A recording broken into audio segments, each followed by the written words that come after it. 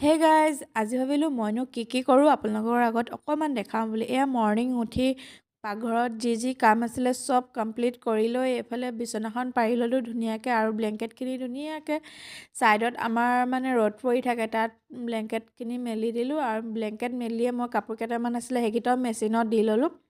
দি মেলি গাখীৰ দাদাও আহিলে, মগ লৈ গাখীৰ আনিবলৈ গ'লোঁ।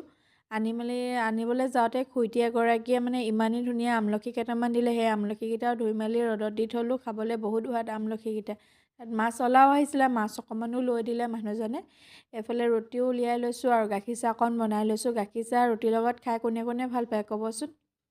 এইফালে বেটাও স্কুলৰ পৰা আহি গ'ল, আহি মেলি পূৰা খেলাত লাগি গৈছে।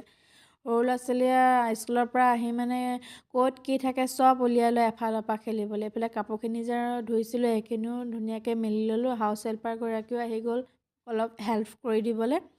আৰু বেটাৰ লালিপপ খোৱা টেকনিক দেখিছেনে? হাত দুখন ইউজ কৰা নাই, একদম লালিপপটো গাড়ীত লগাই লৈছে আৰু তাৰপৰাই খাই আছে ধুনীয়াকৈ।